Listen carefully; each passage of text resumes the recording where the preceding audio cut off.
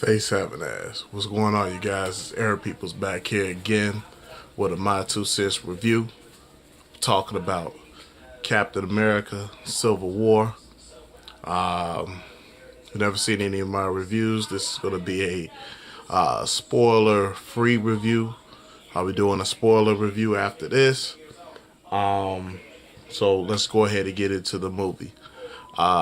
It's directed by the Russo brothers, who were the director of Captain America: Winter Soldier. Probably the best standalone Marvel film, in my opinion. Guardians of the Galaxy is the best ensemble movie to me. So those guys are back. They're taking over the franchise from what's his name? Josh Whedon.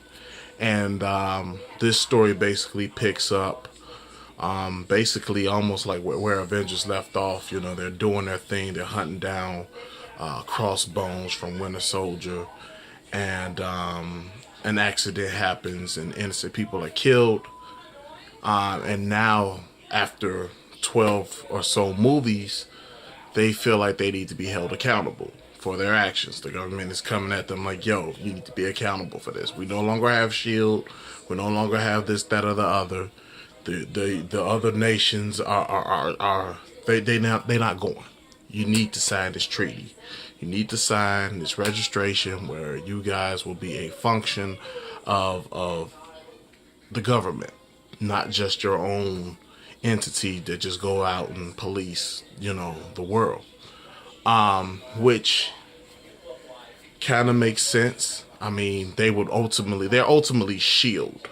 They're a peacekeeping group and their intelligence as well, but they don't answer to anyone. At least SHIELD, even though it was corrupted, answered to major heads of the UN, and it was a collaborative joint venture. You know what I'm saying? So basically, Cap is like, nah, nigga, I brought down SHIELD because of shit like this. Agendas will always be present. It's never about the common good. It's always about agendas. And the cats in this room, we ain't about agendas. We're about accomplishing a goal, saving lives as many as we can. Is there going to be collateral damage? Yes, but we can't do that. We can't sign this registration. Tony Stark is having a bit of a conflict of interest because one of the parents of the deceased from Sokovia from not Iron Man, but Age of Ultron comes up and says, you killed my son, woo woo this, woo woo that. And now he has a conflict of interest. So he's like, oh no, we need to sign it. We need to be held in check. And that's kind of where everything kind of just meets its level right there. They're having intelligent conversations about it. And then Bucky. Issues with Bucky. Ultimately play a larger part of this movie, even more than the registration. From my viewing,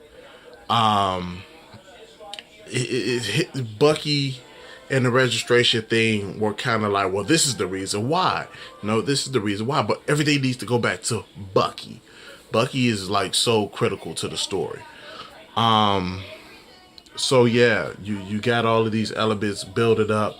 Cap steps away, and more events happen, and now he's forced to basically go against the government. And of course, Cap has people that are loyal to him. Iron Man has his people who are registered, and it's all about bringing these guys in and trying to gain some sort of stability and union, but it doesn't work out that way. And ultimately, it's Baron Zemo who is the basic villain of the movie, and he helps wheedle some things together and ultimately make up this bigger pot of destruction between the two teams. This movie is long. but there's never an instance in it where you're like, is this movie over?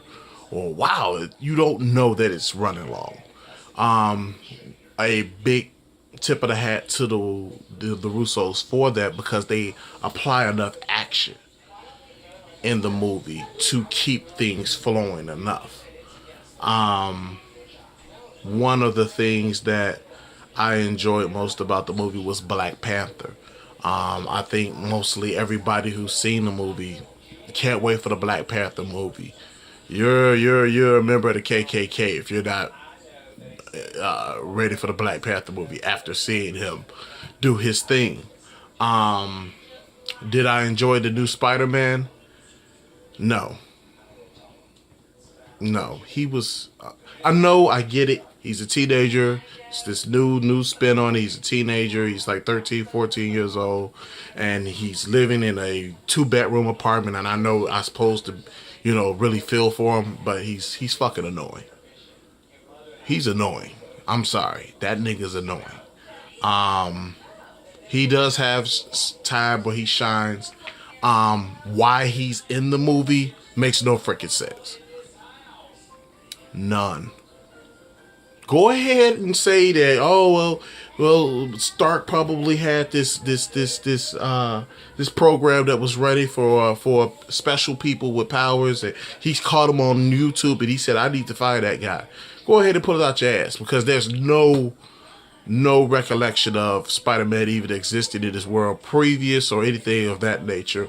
They just pop it out of their ass. Black Panther had a reason for being there. It was a good reason. But Spider-Man totally done. He was shoehorned in. Sorry. The action sequences, going back to that, unbelievable. Cool. Very cool stuff. The Russos know how to shoot good action sequences without so much CGI, but now that they need the CGI, it's still cool. So they get mad props for that. The story, it was alright. Really somewhat basic. But it moves along. So that's good enough. The acting. There was nobody bad in here. I mean, Cap is Cap, Chris Evans, Stark. I get what Stark is coming from, but by the end of the movie, I was Team Cap from the beginning, and I was even more Team Cap by the end. I was like, fuck him up. I'm tired. Robert Downey Jr., I love him as Tony Stark. He will always be Tony Stark. He's cool in the movie, then he becomes a bitch. But when you're under the government, when you're under the stress that he's under to perform, and I mean, by the movie, but if you haven't seen the movie, he becomes a bitch by the end. I'm sorry, he does. But still, everybody was cool. The guy that played Baron Zemo could have not been in the movie, and the movie would have been just fine. I mean, he was literally like useless in the movie. He does nothing in this movie. There was no villain in this movie. Either you were Team Cap or you were Team Iron Man. There was no villain. That guy, he wasn't in the movie. He just wasn't. I need to listen to the score again in order to get a proper grasp on it. Nothing that really caught my eye, but doesn't mean that it wasn't good. It just mean that I was just into with the movie. And overall, I gave it a 3.5 out of 5. 3.5 out of 5 because it still had its flaws. It was not a perfect movie, but the action more than compensates for what they were doing and what they were trying to accomplish in the movie. So yeah, that's what I thought about it. That was my brief synopsis about it. And in a spoiler review that I'm going to shoot out to you, I'll get more in detail of why I felt the way that I did and gave it its score. So if you like this video, hit like. If you disliked it, dislike it. move along. Maybe hit me up in another video, or you could just, do something else with your life. Whatever. Peace. See you in a minute.